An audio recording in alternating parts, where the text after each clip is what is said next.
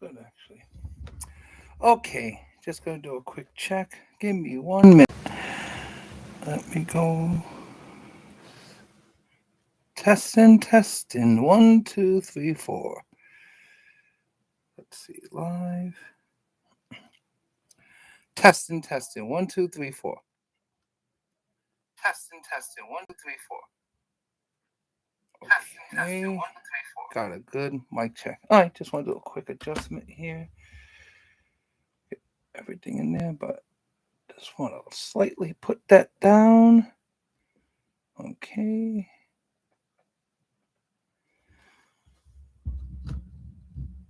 Get that mic up in there. Okay, everything looks okay.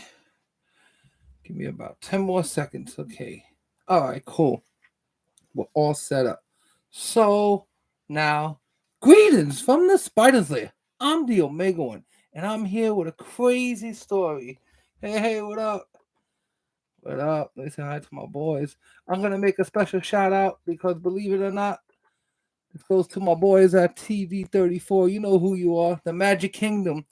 This story came about in a private chat, kind of, but this is a story that I was following for a couple of years, and pretty much, you know what? We're not set up high tech yet for the live stuff. I mean, I'm gonna edit all this maybe and just put all the videos in. But for now, I want to show you guys what I discovered. Well, the group gave it to me, but this was something that I knew about, but now it's official. I'll let you hear from her words.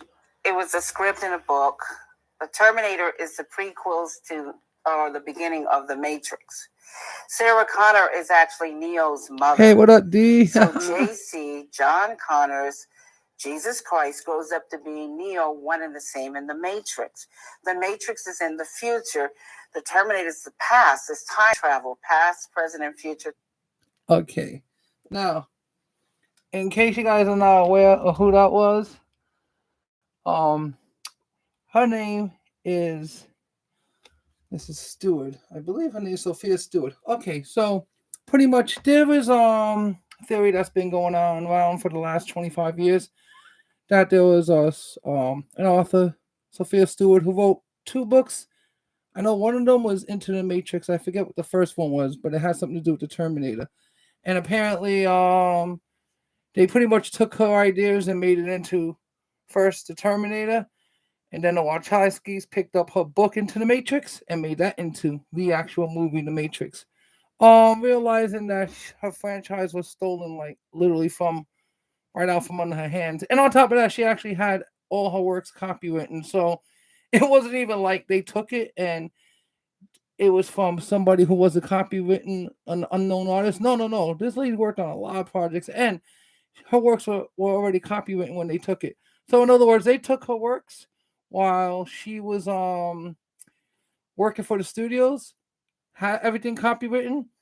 These are scripts they float around to the studios, ideas and stuff, with the writers show. It's hard to explain, but there's like a writer's room in every production on crew, and different writers can put in different ideas. And that's what the writer's room pretty much is about.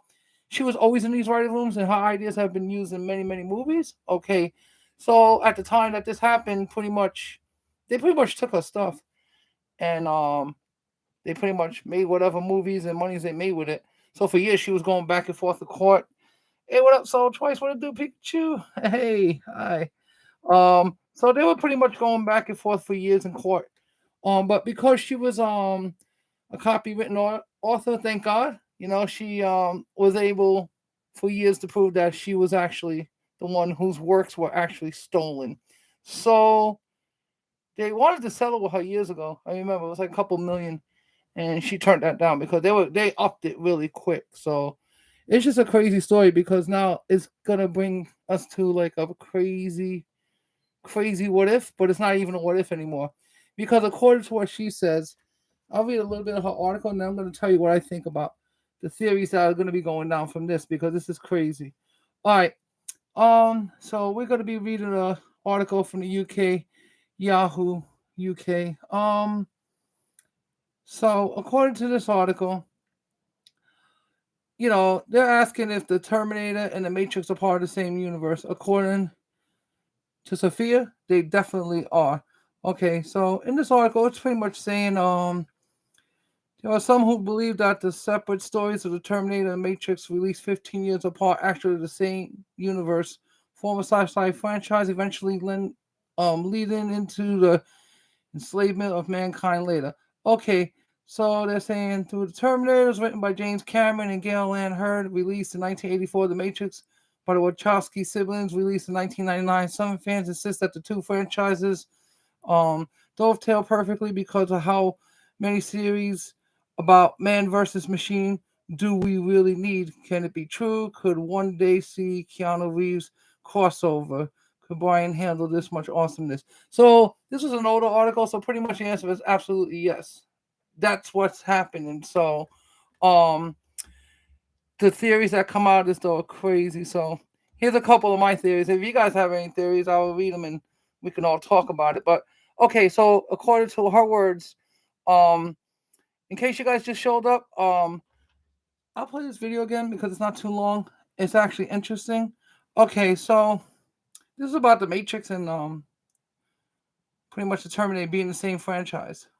So I'm just gonna play this TikTok again, and you guys. Oh, I'm gonna make a special shout out to John Connor 215. That's what this comes from. This TikTok. So I'm gonna try to get it into better frame and then play it. Hold on. It was a script in a book. The Terminator is the prequels to or the beginning of The Matrix. Sarah Connor is actually Neo's mother.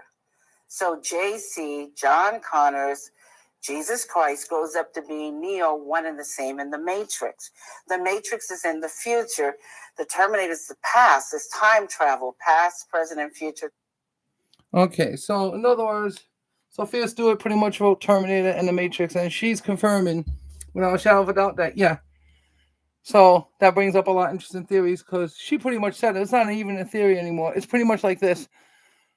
So, according to the universe, Terminator was created first. Skynet took over the world. It was activated, took over the world, destroyed all humans.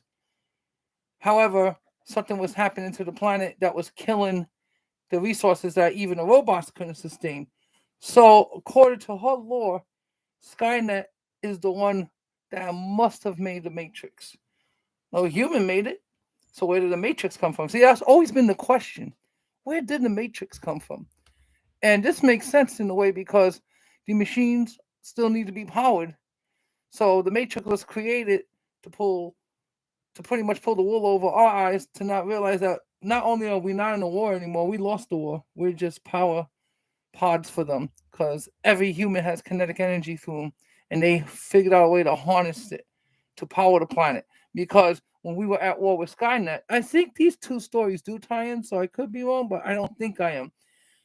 During the Terminator and during the war, pre-existing the Matrix, in both wars, nuclear war fell out and it blackened the sky to the point that the sun can never get through, which means all life on Earth was dying. So were the machines because without power, they can't live. So this is how the Matrix was created then. The Matrix was created so that the machines could survive. In other words, if they didn't do this, then everything would be gone. It's kind of weird in a way because the story makes it like as if then they actually preserved the human race according to this law. They actually saved the human race. Because think about it. If they didn't do that to us and we didn't keep them alive and they didn't need us to keep them alive, then we would all be dead. So also getting back to one point that really fascinated me was always the John Connor thing because it's just really weird that John Connor just so happens to have the same initials as Jesus Christ. And what about Neo? He's the new what? The new John Connor. Remember, there was a part in the Matrix, I forget which one, but I do believe it was the first Matrix, where he tells Neo that there was another before him, but he no longer exists. He died. That's John Connor. That was the first. The only person that could bend the Matrix. Think about it like this. Skynet took over the world, right? But the nuclear fallout wound up destroying the world's power and threw everything into imbalance. So Skynet had to figure out a way to survive at this point. So what Skynet does is creates the Matrix. And when the Matrix is created, they enslave all humanity, including John Connor. But the whole point is that John Connor never forgot because he understood and knew that he was the chosen one. So even though that the program was made to enslave humanity, it can never enslave the one, which is John Connor, because Skynet can never figure out that variable. How do I stop John Connor? Because think about it like this.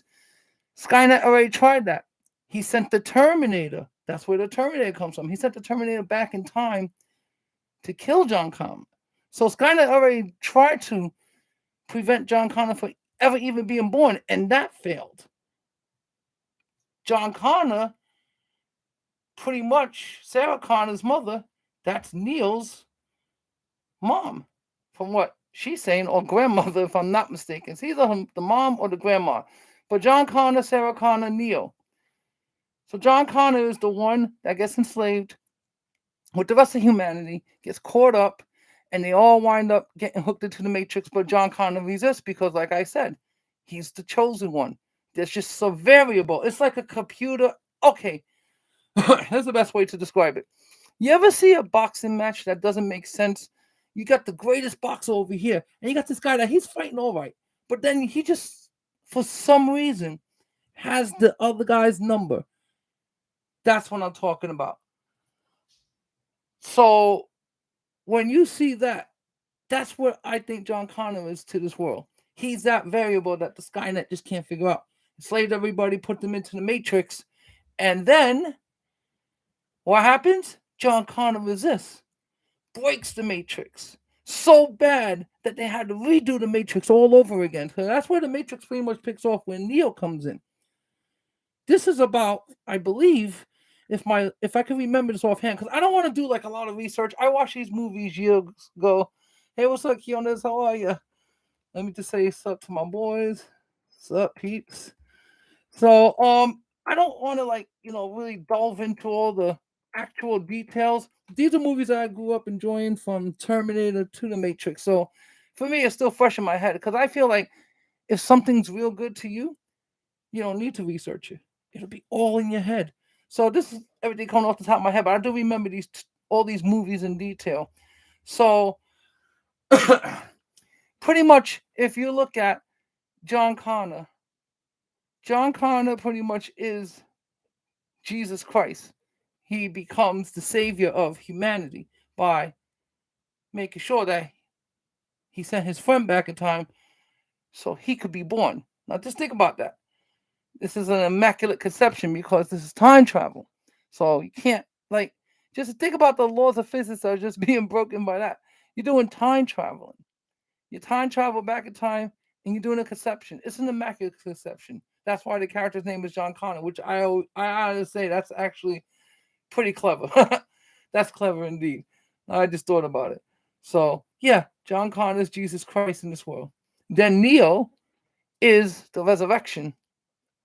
It's John Connor, but it's Neo, the resurrection of John Connor, the one variable that Skynet, that becomes the Matrix, can't figure out. Now that leads to other questions. Skynet created the Matrix, and what happens to Skynet? Is Skynet still running things? Or does Skynet get taken down by the Matrix, realize what the Matrix probably realizing about what Skynet realized about humanity, and in the Matrix eyes, Skynet could be a threat as well. Because Skynet, believe it or not, is selfish. It set off nuclear war. However, there is backstory to that as well, that Skynet possibly tried to make peace with the humans before they went to war. But the humans were like, no. Well, I don't have lots of proof to that. That was a rumor that was going around years ago. But that could be something too. So if this is all connected, then that's my questions. What happened to Skynet? Is he still running things? Whatever you want to call it. Is it still in power? I mean, is it part of Matrix now?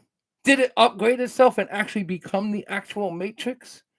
And this is the things that are fascinating me about this story.